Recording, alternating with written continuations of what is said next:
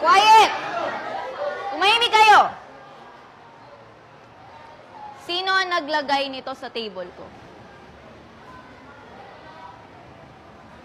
Ulitin ko. Sino ang nagpatong ng magazine na to sa lamesa ko?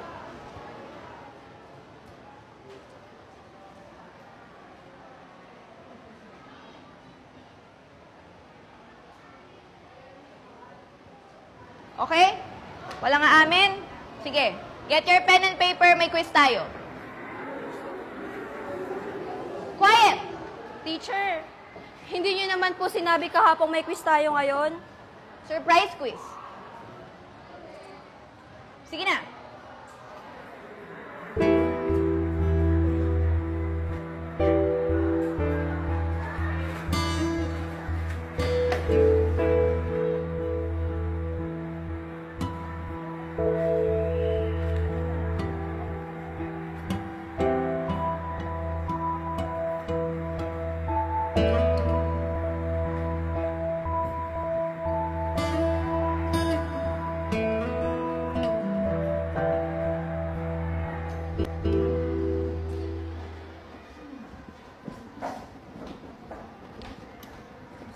Di ko babasahin yan.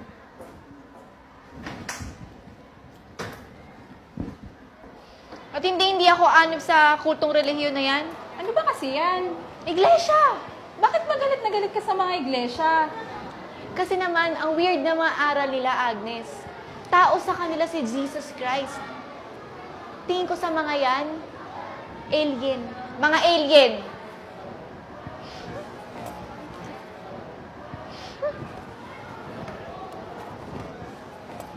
Po, bingi ka ba, Arcadio? Ang sabi ko, ibili mo ko ng ulam sa kantin. Pero po, ma'am. Dinuguan. Gusto ko dinuguan. Ibili mo ako doon. Ma'am, Ayaw mo? Bakit? Kasi bawal sa inyong dugo? Kasi iglesia ka, ha? Ganun ba, Arcadio? ma'am. Iba na lang po ito siya naman. Di ka naman kakain eh. Bibili ka lang. Tsaka, bakit ba hindi kayo kumakain ng dugo, mga iglesia kayo? O sige na. Ibili mo na ako. Huwag kang tatanggi. O, doon sa mga estudyante ko, Iglesia ni Cristo, ilan lang naman kayo sa klase ko. Tandaan nyo to. Makinig kayo. Una, tigil-tigilan nyo ang paglalagay ng magazine ninyo sa lamesa ko. Pangalawa, wag na wag kayo mag-e-excuse na hindi kayo gagawa ng parol. Lahat kayo gagawa ng Christmas lantern para may dekorasyon tong silid natin. At panghuli, wag na wag niyong sasabihin sa akin at magpapaalam na hindi kayo a-attend ng Christmas parade at Christmas party. Ibabagsak ko kayo. Hindi ka naman dating ganyan. Baka naman magreklamo na yung mga estudyante mo na masyado mo na silang pinepersonal. Hindi naman ako sa mga estudyante kong iglesia na bubwisit eh. Doon sa relihiyon nilang nag-iimbento ng aral. Ay, kawawa naman yung mga bata. Baka na-pressure na gusto kasi ayaw mo lang dun sa relihiyon nila. Eh, tigil-tigilan kasi nila yung paglalagay nila ng magazine nila sa table ko para hindi mag-init yung ulo ko. Kahit na. Karapatan nila yun. Yun ang gusto nilang relihiyon eh. Eh, ikaw nga, umalis sa Katoliko, lumipat sa Protestante, tapos naging Mormons. Ewan ko sa'yo. Eh kasi nga, nabasa ko na bawal sa Bible ang sumamba at lumuhod sa mga graven images. Kaya naghanap ako ng iba. Eh ngayon, ano na mga relihiyon mo? Di ba ayaw mo na dun sa Mormons? Pentecostal. Kaso, ayoko na rin dun. Daming pinapagawa na wala rin naman sa Bible. Eh dun sa Baptist amin, baka gusto mo sumama. Baptist? Oo. Pwede. Susubukan ko. Pero wag lang dyan sa iglesia na tinatao-tao nila si Jesus Christ at mababa yung tingin nila. Ayoko dun.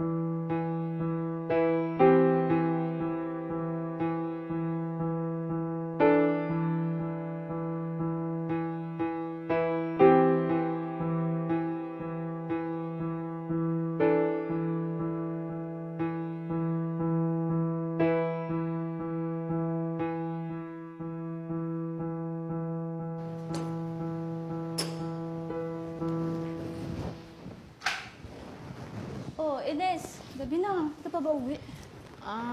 Baka mamaya pa. May tinatapos lang ako. Mukhang importante ang binabasa mo, Wala to. Uy, mauna na ako, Sige, ingat ka. Ay, alala ka lang pala, sa Sabado na yung baptismo sa Bible Baptist Church, ha? Sige. Siya, sige, una na ako, ha? Bye-bye!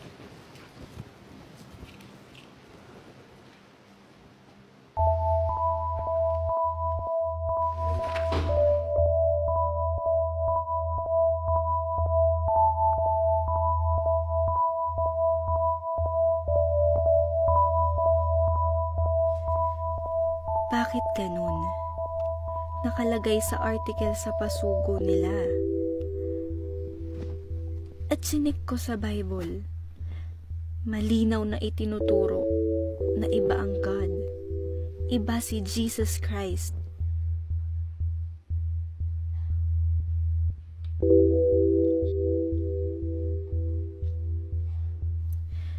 At malinaw din na sinasabi sa Bible na tao si Kristo.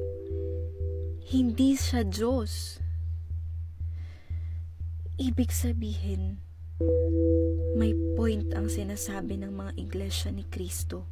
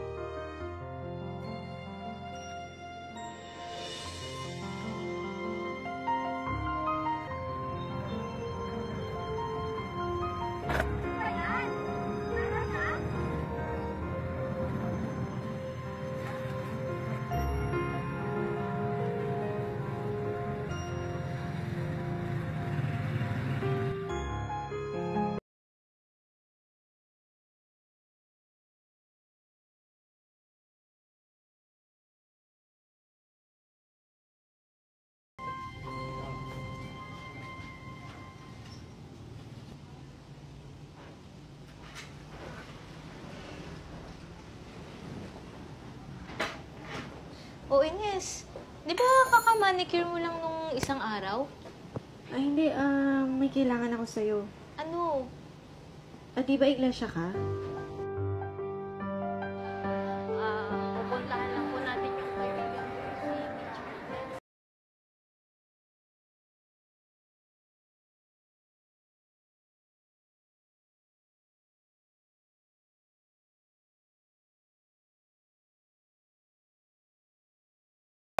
Bakit po kayo nandito sa school? May pupuntahan lang kami. Si Teacher Ines. Si Teacher Ines? Ines! Kasama ko nga pala si Ka Carlos, ministro namin sa iglesia. Magandang araw sa iyo, Teacher Tess. Magandang araw din po. Bakit ka nagdadala ng ministro dito? Sabi mo gusto mo makinig ka mo ng aral ng iglesia. Pero hindi ko sinabing dito sa school. Nandito na kami. Ano pa ba? Teka na. Sige po, tara po. Upo po kayo. Pastor? Carlos na lang ang itawag mo sa akin. Kung ano man ang may paglilingkod ka sa iyo, ay nakahanda ko na sagutin ang mga tanong. Basta may kinalaman sa paglilingkod sa Diyos at nakasulat sa Biblia. Okay po. Kung yung mamarapatin, Teacher Ines, napansin ko, meron kang Biblia. Kung meron naman akong dalang Biblia dito, pero kung yung pahihintulutan, maaari ba natin gamitin ang Biblia na ginagamit mo para sa pagsagot sa mga tanong natin? Pwede naman po. Gusto ko lang ipapansin sa iyo, Teacher Ines, na itong Biblia na ginagamit mo ay isa ring Biblia na ginagamit ng mga iglesia ni Cristo. At dito ay malalaman natin na iisa lang ginagamit ng iglesia ni Cristo sa ginagamit ng ibang reliyong Biblia. Okay. Ang una ko pong tanong, bakit ang baba po ng tingin nyo kay Jesus Christ? Bakit tao lang yung tingin nyo sa Kanya? Teacher Ines, hindi po mababa ang pagtingin ng mga kaanib sa Iglesia ni Cristo sa Panginoon Kristo. Ang katunayan, nakasulat sa Biblia kung paano kinikilala ng mga kaanib sa Iglesia ni Cristo ang ating Panginoon Kristo na siyang mababasa natin dito sa Mateo sa 3, ang talatay 17, ganito ang nakasulat sa Biblia. At narito ang isang tinig na mula sa langit na nagsasabi, ito ang sinisinta kong anak na siya kong lubos na kinalulugdan. Kung mapapansin mo, Teacher Ines, dito ay pinatutunayan ng Biblia na ang Panginoon Kristo ay sinisintang anak ng Diyos. Yan ang pagkakilala ng mga kaanib sa loob ng iglesia. Pero tao lang? Hindi karaniwang tao, sapagkat itinuturo din ng Biblia ang iba't maraming katangian ng Panginoon Kristo na hindi taglay ng katulad nating karaniwang tao. Bukod sa siya ay anak ng Diyos, ipinakikilala din ng Biblia dito sa Gawa sa 2:36. Pakatalastasin nga ng buong angkan Israel na ginawa ng Diyos na Panginoon at Kristo itong si Jesus na inyong ipinako sa krus. Kapatid na Ines, kung mapapansin mo, malinaw ang itinuturo ng Biblia. Ang Panginoon Kristo ay ginawang Panginoon. Yan din ang pagkakilala ng mga kaanib sa Iglesia ni Kristo. Kaya hindi totoo yung sinasabi ng iba at yung paniniwala ng ibang mga tao na di umano, inahamak daw namin ng Panginoon Kristo. Hindi po. Sapagkat malinaw na sinasabi ng Biblia at yun ang pananampalataya ng mga kaanib sa Iglesia, ang Panginoon Kristo. Una, kinikilalang anak ng Diyos. Yun ang pagtuturo ng Biblia. Ikalawa, siya ay ginawang Panginoon. Pero hindi lang yun, Teacher Ines. Meron pang itinuturo din ng Biblia patungkol sa Panginoon Kristo na kanyang mga katangian na mababasa natin dito sa Gawa sa 5, ang talatay 31, siya'y pinadakila ng Diyos ng kanyang kanang kamay upang maging prinsipe at tagapagligtas, upang magbigay ng pagsisisi sa Israel at sa kapatawaran ng mga kasalanan. Dito ay maliwanag na itinuturo ng Biblia na ang Panginoon Kristo ay pinadakila ng Diyos, ginawang prinsipe at ginawang tagapagligtas. At itinuturo pa rin ng Biblia dito sa 1 Timoteo sa 2, ang talatay 5, sapagkat may isang Diyos at may isang tagapamagitan sa Diyos at sa mga tao, ang taong si Kristo Jesus. Kinikilala naming mga kaanib sa Iglesia ni Kristo ang mga katangiang yang inisa-isa ng Biblia. At sa Biblia din, kapatid na Ines, ipinakilala din ng Panginoon Kristo ang kanyang likas na kalagayan o kanyang katayuan. Ano yun? Ito ang pahayag sa atin ng ating Panginoon Kristo dito sa Juan, sa 8, ang talatay 40, Natapot ngayoy pinagsisikapan ninyo akong patayin, na taong sa inyo'y nagsasaysay ng katotohanan na aking narinig sa Diyos. Dito, kapatid na Ines, ay ipinakilala ng Biblia ng ating Panginoon Kristo na tao sa likas na kalagayan na siyang kinikilala naming mga kaanib sa Iglesia ni Kristo. Ang Panginoon Kristo ay inilagay ng Panginoon Diyos sa ibabaw ng lahat ng problema. Ang lahat ng bagay ay pinasuko sa panguna, sa pagsailalim ng paanan ng ating Panginoon Kristo. Hindi lamang yun. Ang Panginoon Kristo ay inutos din ng Panginoon Diyos na sambahin.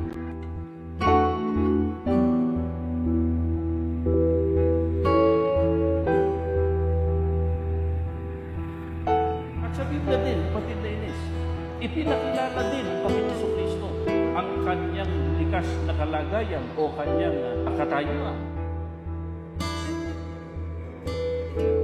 Natapot ngayon, pinagsisikapan ninyo akong patayin, na taong sa inyo'y nagsasaysay ng katotohanan na aking narinig sa Diyos.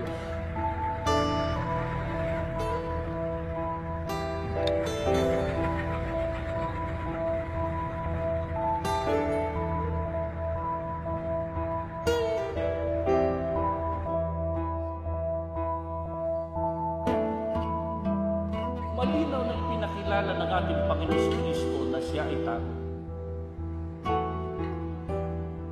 Hindi kailanman sinabi ng Kristo na siya ay tunay na Diyos. Samantalang kung siya ay tunay na Diyos, dapat sana ipinakilala niya mismo ang kanyang sarili na Diyos.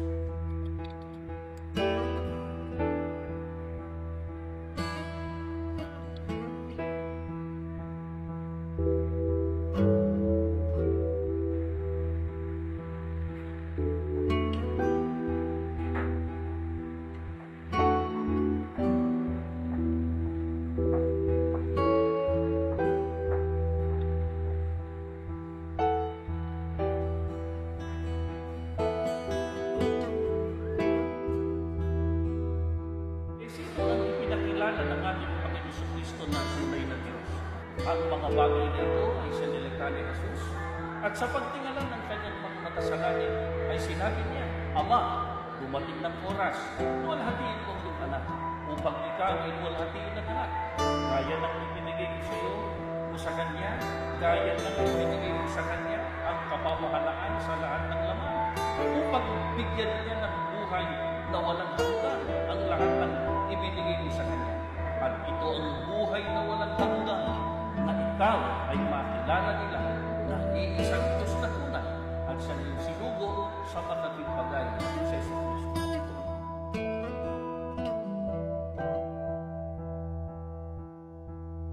Uy, nakikinig ka sa mga iglesia? Akala ko ba galit na galit ka sa kanila? At pinupuntahan pa to ng ministro dito. Nung una, binibigyan ka ng magazine nila. Ngayon naman, pinupuntahan ka pa ng ministro nila. Marami akong tanong na gusto kong masagot. Hindi pa naman tapos yung spiritual journey ko ah. Ayan ka na naman sa spiritual journey mo eh. Alam mo, hindi pa naman ako tapos maghanap eh. Sabi mo, high school ka pa lang, naghahanap ka na ng ibang relihiyon. Wala ka pa rin nakikita? Gusto ko yung mga tanong sa sagot at aral. Gusto ko lahat galing sa Biblia. Gagalit-galit ka pa sa estudyante mong iglesia. Makikinig ka rin naman pala sa ministro nila. Bakit ba hinahayaan mong maengganyo ka nila? Di ba nga malapit ka na maging member ng Baptist? Alam mo, lahat ng mga tanong ko, yung mga sagot nila, walang opinyon. Lahat galing sa Biblia. Ganon yung ministro nila. Lahat galing sa Biblia. Kailangan ng lahat ng tao ang kaligtasan. Pakinggan po natin ang aklat ng Roma 5:12.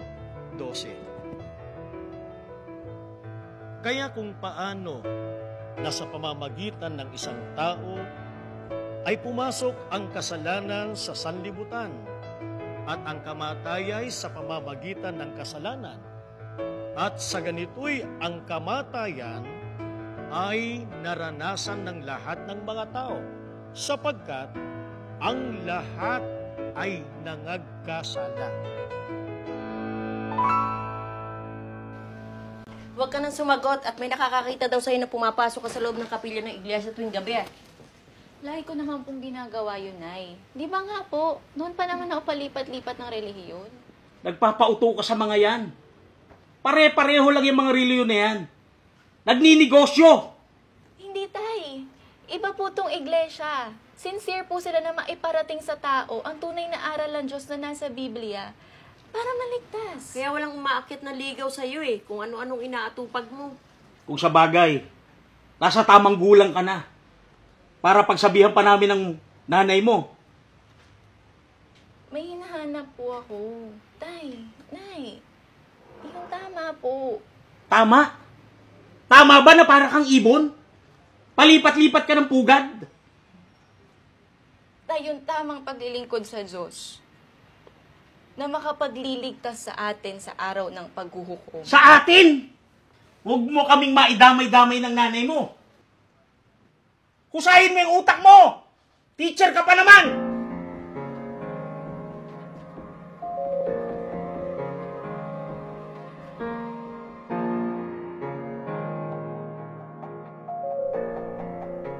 Bakit ba maraming naiinis kapag pinag-uusapan na ay tungkol sa Iglesia ni Cristo?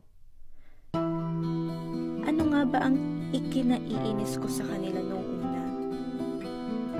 Bakit ba ang tingin ko sa kanila noon ay kakaiba?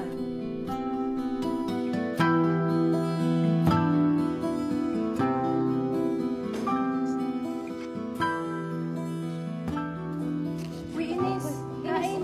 Kain tayo. Sige, ano yun? Dinuguan. Dahil ba sa naiiba ang mga aral nila sa ibang relihiyon? Dahil ba sa ang lahat ng aral at doktrina nila ay mula sa Biblia? Dahil ba itinutuwid ng Iglesia ni Cristo ang maling aral ng iba?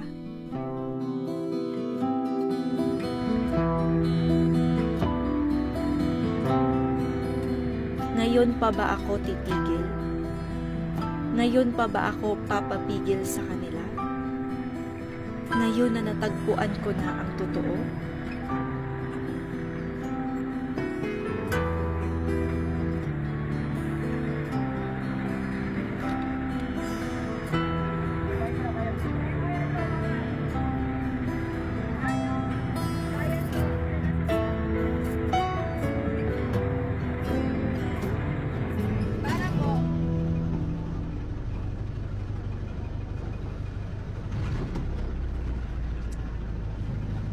Manong, dahan-dahan naman. Ay, sorry po. Salamat po.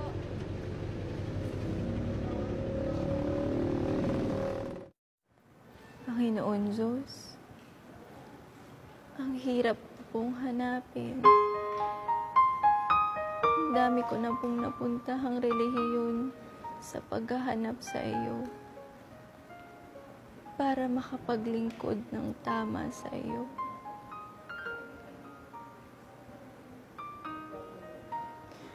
Napapagod na po ako. Sana matagpuan na kita. Ang Iglesia ni Cristo. Ito na po ba ang totoo, Panginoon Diyos?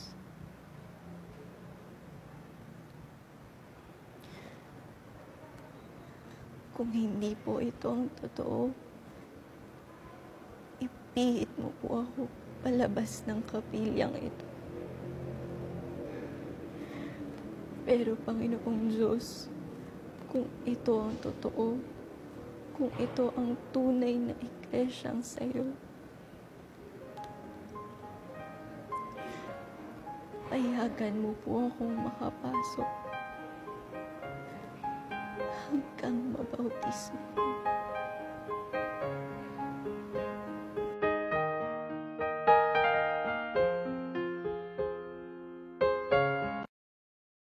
Nagpapabautismo ka sa iglesia? Ano ka ba naman, Ines? Bakit nagpapauto ka sa kanila, Ines? Teacher ka. Teacher nga tayo. Tayo pa ba ang tatanggi sa tama? Di ba kapag teacher, dapat mas alam ang tama? Paano tama? Bakit? May mali ba sa ginagawa kong pag-attend sa baptist? Meron. Kapag wala o salungat sa Biblia, mali yun. Gaya ng paniniwalang Diyos ng Panginoong Hesukristo. Ang sakit mo naman magsalita, Ines. Masakit kapag tinutuwid ang mali at nakasanayan na. Masakit tanggapin. Basta hindi mo ako mababakla sa paniniwala ko. Biblia ang pinag-uusapan dito, Nora. Salita ng Diyos. Pero Ines, makikisama ka sa mga taong mangmang, walang alam at walang pinag-aralan. Yung mga sinasabi mong mga walang pinag-aralan, sila ang nagtuturo ng tama mula sa Biblia. Tayong mga nagmamarunungan nasa mali. At sila bukal sa loob nila na madala tayo sa kaligtasan. Ines, hindi naman sa pinapakailaman namin ng desisyon mo. Pero nakakahiya kung... Nakakaya kung ano? Di ba mas nakakaya kung nasa mali tayo? Dahil mali ang ginagawa natin at wala sa Biblia. Kung nagpapakadunong tayo at nagpapakadulubhasa para sa karunungan dito sa mundo, how much more kung tungkol sa Diyos? Kung makapagsalita ka naman, para namang wala akong relasyon sa Diyos. Yung tamang desisyon ng kailangan. Yung nasa tama. Kailangan kong paghandaan ang buhay ko dito sa lupa. Lalo na magiging buhay ko sa langit. Gagalit-galit ka pa sa iglesia, dyan ka rin naman pala babagsak. Hala, paano na yung pagsama mo sa akin sa Baptist? Ganun na lang yun? I think I'm going to stand by my decision na maging kaanib sa Iglesia ni Cristo. Dahil dito nakasalalay ang kaligtasan ko. Sana kayo din. Mataas ang lagnat mo Ay, kanina pa po masama yung pakiramdam ko sa school. Ay, nabasa ka kasi ng ulan kahapon. Ba't ba tumayo ka pa? Bumay ka at magpahinga. Bakit pa kasi ngayon pa ako nagkatrangkaso kung kailan... Huwag mo nang ituloy yung lakad mo bukas. Pwede naman siguro ipagpaliban yung bautismo na yan. Hindi po ako pwedeng di makarating sa bautismo ko bukas. Importante po. Matigas pa lang ulo mo Mahiga ka at magpahinga. Mananalangin po ako bukas. Gagaling na po ako. Pagagalingin po ako ng Diyos.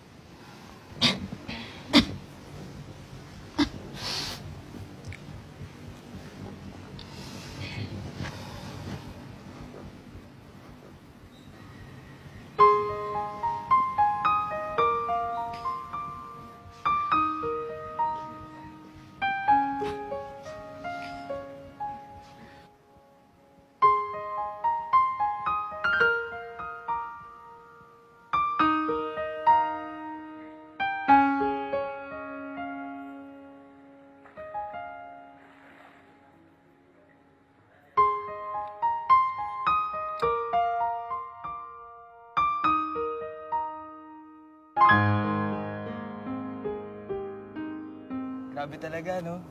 Hanggang sa araw ng bautismo mo, dumaan ka pa rin sa mga pagsubok. Ay nako, sinabi mo pa. Buong maghapon ako at magdamag nilalagnat.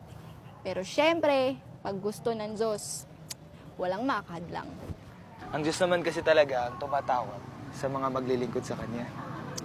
Alam mo kung gaano ko galit na galit sa iglesia noon, ngayon namang number 1 akong tagapagtanggol. Akalain mo nga naman. Inihiya ako pag naiisip ko na nilalait-lait ko yung iglesia noon. Mabuti na lang talaga nabigyan ka ng pagkakataon na makapakinig sa aral ng iglesia, no? Yung pasugo, yung nilalagay ng palihim sa ibabaw ng lamesa ko. Yun yung, hindi ko tinapon yun. At gusto ko kasing malaman kung sino yung naglalagay nun. Gusto ko siyang hulihin at may ebidensya. Talaga? Buti na lang hindi mo tinapon. Naipon yun At ilang beses rin kasing nilalagay sa mesa ko. Ewan ko ba, isang araw na lang di sinasadyang mabuklat. And ayun na nga, sabi nila, the rest is history. Ang Diyos talaga, kapag tumawag, sa panahon at pagkakataong hindi natin inaasahan. Matagal ako naghintay. At buti naawa sa akin ng Diyos at natagpuan ko yung tamang paglilingkod sa Kanya. Kasi malinis ang hangarin mo. Nababasa ng Diyos kung ano yung nasa puso mo.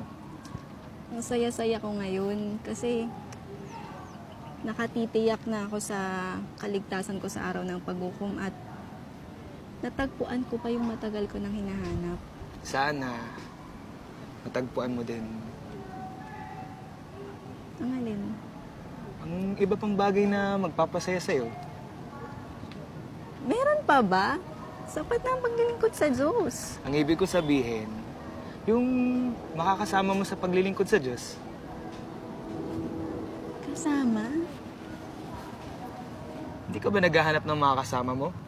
Yung dalawa kayong masaya, magkasama kayo sa paglilingkod sa Diyos. Yung kasama mo na... Yung kasama ko na susunduin ako sa bahay.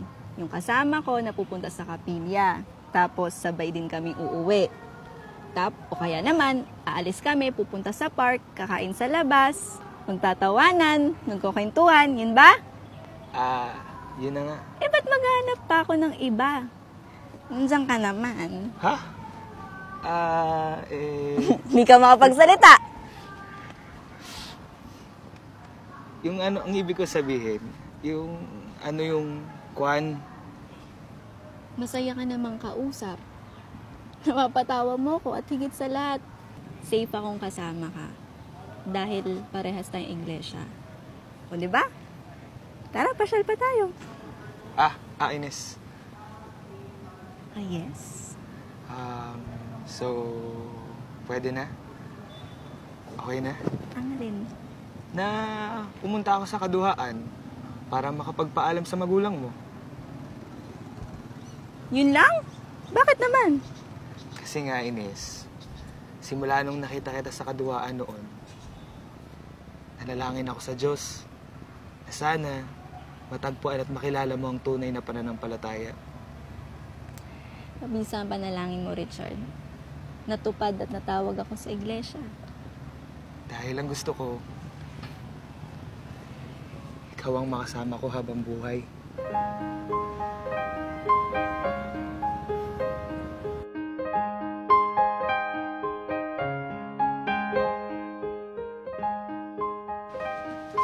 Manang Ines, pag umuwi ka sa kaduhaan, pakibigay agad to kay nanay. Kasi may pagkain dito, baka agad masira. Tapos, yung hinihiram ko, pakisabi na din kay nanay, malapit na akong manganak. Anong oras ka nga pala aalis bukas? Wala pa namang masasakyan dito. Baka malate ka pa sa klase mo. Hoy, Manang. Manang, may sakit ka ba? Hoy, Manang! Ay, nako, nagde-daydream ka na naman. Kung bakit ba kasi hindi ka pa ma-in love? Hindi yan puro ka na lang nangangarap. Hanap ka kasi ng hanap ng reliyon mo. Boyfriend kasi hanapin mo. Natagpuan ko na. Oo nga, natagpuan mo na. Natagpuan mo na ang Iglesia ni Cristo. Ang sinasabi ko, boyfriend. Natagpuan ko na. Boyfriend? Wedding nga. Talaga? Totoo na ba to? Talaga! Ay, sorry. 10 years ang tanda mo? Oo naman, Ines. Baka mapagkamalan kang cradle snatcher. Sobra naman to. 9 years and 10 months lang? Kahit na. Sobrang bata naman. Pero in fairness, kinikilig ako Pero saan mo naman nakilala? Sa Kapilya, sa Bacolod. Ka-member ko sa Iglesia ni Cristo. Pero sobrang bata naman. Sana yung kasing edad mo o yung mas matanda sa'yo. Okay na yun. Age doesn't matter. Ay, kung sa bagay, kita naman sa'yo na masaya ka. Masaya ako ngayon. Lalo na sa paglingkod ko sa Diyos. Ang daming masaya sa buhay ko ngayon. Tignan mo nga naman, natagpuan mo na ang hinahanap mong relihiyon, mukhang natagpuan mo na rin ang lalaking makakasama mo sa buhay. Lahat na nangyayari sa buhay ko ngayon, biyaya sa akin ng Diyos.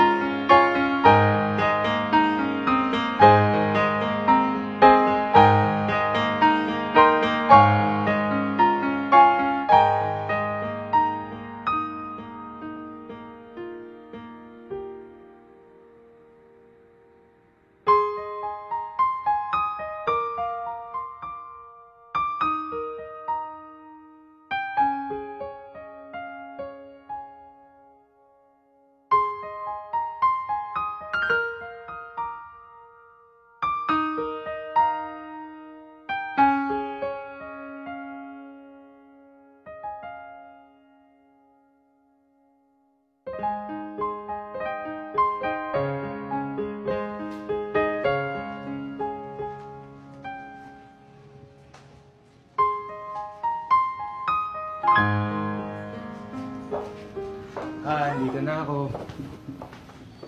Oops! ka mo nayayakap, amoy ulam ako. Ayos lang yan. May pawis naman ako eh. Na-traffic ako mula sa trabaho. Kaya ngayon ako nakauwi. O sige, kain na tayo, nakakain na. Teka, hiya ka pa ako eh. Oh, baka malimutan mo yung family reunion namin bukas ha? Oo naman, ready na ako. Excited na akong makilala yung iba mong relatives. Masaya ka naman ba? Sa reunion? Siyempre sa akin. Oo naman. May hiling pa ba ako sa Diyos? Ipinakilala na niya sa akin yung tunay na paglilingkod sa Kanya. Ipinakilala ka pa niya sa akin. Sarap naman marinig nun.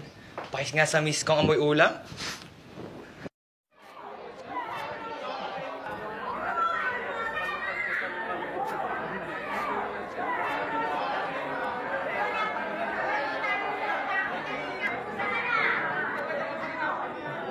Hello po. Hello po, di. Hello po. Ayan po mga tita, sinalola.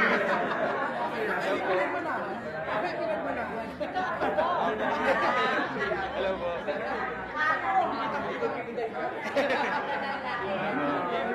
Makalahin natin talaga. Siyempre.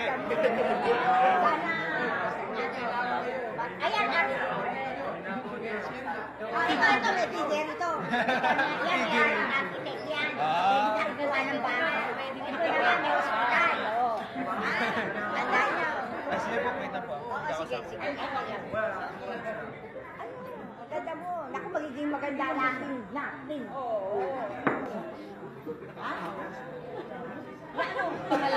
Good morning po, Teacher Ines. Hello po. Kamusta ka na? College na po ako sa pasukan. Pagbutihin mo, masaya ang graduation sa high school, pero mas masaya ang graduation sa college. Opo, tatandaan ko po. Pasensya na po, di po ako nakadalo sa kasal niyo ni Manong Richard. Manong Richard? Teka, ba't ka nandito? Magkamag-anak ba kayo ni Richard? Ay, opo, pinsan po siya ng nanay ko. Oh, Arcadio, kamusta ka na? Oh, Arcadio, kamusta ka na? Kamusta sa kaduhaan? Pamangkin ko si Arcadio. Oo, estudyante ko sa high school. Ah, oo nga pala, nakalimutan ko. Magkamag-anak kayo? Oo, pamangkin ko sa pinsan. Sa kanila ako nagsistay kapag pumupunta ako sa kaduhaan. Magkamag-anak kayo? Oo, bakit? Parang gulat na gulat ka. Manong, alam na ba ni teacher, ay Manang Ines pala? Ang alin? Na ikaw ang nagpapalagay ng pasugo noon sa table niya.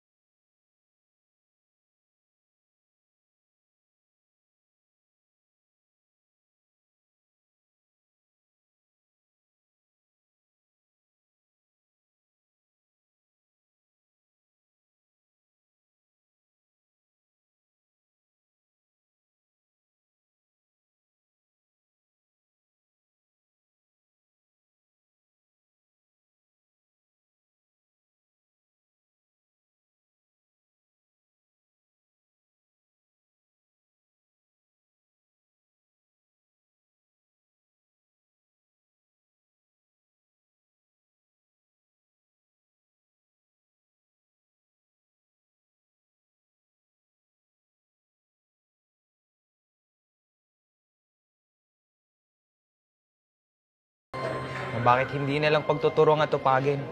Pati relihiyon pa ng iba, pinapakialaman. Galit ako nun. Sa totoo lang, gusto ko siyang komprontahin at pakiusapan na huwag laitin ang iglesia. Ah, ganon. Galit pala. Kaso, nung nakilala ko na ang teacher na mataray at suplada, sabi ko kay Arcadio, teka, change of plan tayo.